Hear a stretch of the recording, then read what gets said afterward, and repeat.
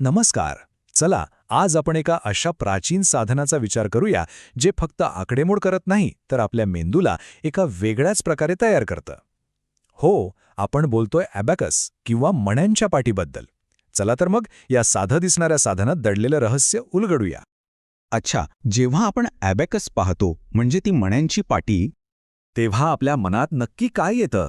बहुतेकदा उत्तर असेल, अरे हे तर एक जुनं कॅल्क्युलेटर आहे किंवा हे तर लहान मुलांचं खेळणं आहे, बरोबर ना? आणि खरं सांगायचं तर असं वाटणं खूप स्वाभाविक आहे. एका स्रोतात सापडलेले हे वाक्य बघा, ते बरोबर हीच भावना व्यक्त करतंय. पण आज आपण या समजुतीच्या जरा पलीकडे जाऊन बघणार आहोत. तर मग सुरुवातच इथून करूया की हा जो गैरसमज आहे की ॲबॅकस फक्त मुलांसाठी आहे, तो आधी दूर करूया. कल्पना करा की तुम्ही एका वृद्धाश्रमात गेला आहात आणि तिथे ज्येष्ठ नागरिक मोठ्या उत्साहाने ॲबॅकस वापरत आहेत. हे चित्र आपल्या नेहमीच्या कल्पनेपेक्षा खूपच वेगळं आहे, नाही का? आणि याचं कारण खरंच आश्चर्यकारक आहे. ॲबॅकस आता एक आधुनिक उपचारात्मक साधन बनलं आहे. स्मृतिभ्रंश म्हणजेच डिमेन्शिया आणि अल्झायमरसारख्या आजारांची लक्षणं कमी करण्यासाठी याचा चक्क वापर होतोय. हे मेंदूला सक्रिय ठेवून एक प्रकारे मानसिक आरोग्य जपण्याचं काम करतं. पण हे फक्त उपचारापुरतं मर्यादित नाहीये. प्रौढांसाठी हा एक उत्तम मानसिक व्यायाम कसा आहे ते आता पाहूया. संशोधन काय सांगतं माहितीये? प्रौढांसाठी याचे खूप स्पष्ट फायदे आहेत. हा एक जबरदस्त मानसिक व्यायाम तर आहेच, पण त्यामुळे रोजच्या जीवनातली आकडेमोड पण कितीतरी सोपी आणि जलद होते. इतकंच नाही तर काहीतरी नवीन शिकल्यामुळे जे समाधान मिळतं ते वेगळंच. आणि हो, बोटांचा सतत वापर झाल्यामुळे रक्ताभिसरणही सुधारतं.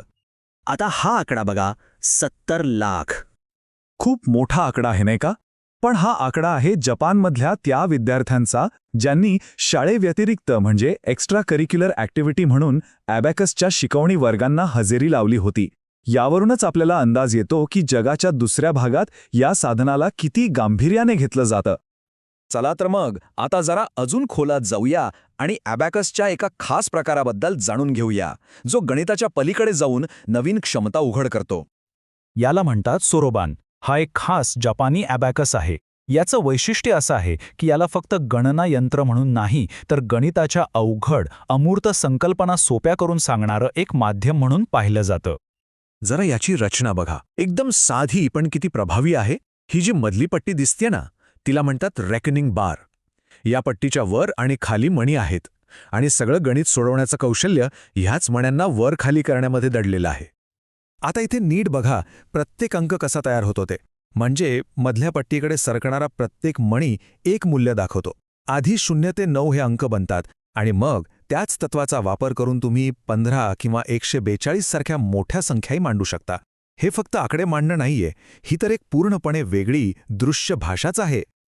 आणि याचा परिणाम किती जबरदस्त असू शकतो हे ब्राझीलमधल्या एका अभ्यासातून समोर आलंय. हे निष्कर्ष खरंच खूप महत्त्वाचे आहेत. इथे बौद्धिक अक्षमता असलेल्या प्रौढांना सोरोबान शिकवल्यानंतर त्यांच्यात झालेला बदल स्पष्ट दिसतोय. मारिया, जिला फक्त 3 पर्यंतचे आकडे समजायचे, ती आता सोरोबानवर गणितं सोडवू लागली. तर ज्युनियर, जो 50 पर्यंत मोजायचा, तो आता 100च्या पुढची गणितं सहज करतोय. आता आपण याच्या एका अशा टप्प्याबद्दल बोलूया जिथे हे सगळं एका वेगळ्याच लेव्हलला जातं, जिथे ॲबॅकस प्रत्यक्ष हातातून थेट मनात प्रवेश करतो.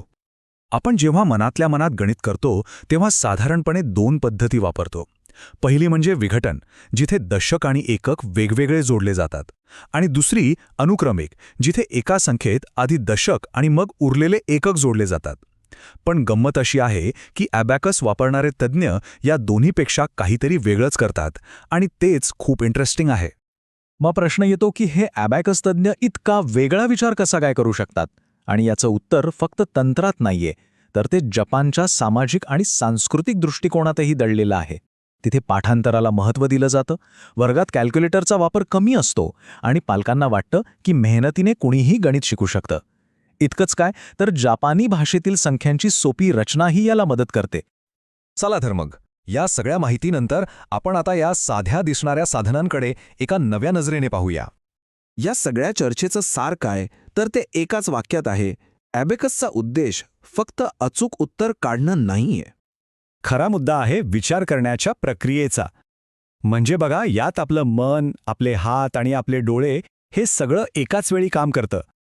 हा एक असा अनुभव आहे जो डिजिटल कॅल्क्युलेटरवर फक्त एक बटन दाबल्याने कधीच मिळू शकत नाही.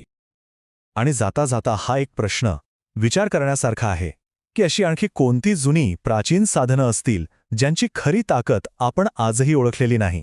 जरा विचार करून बघा.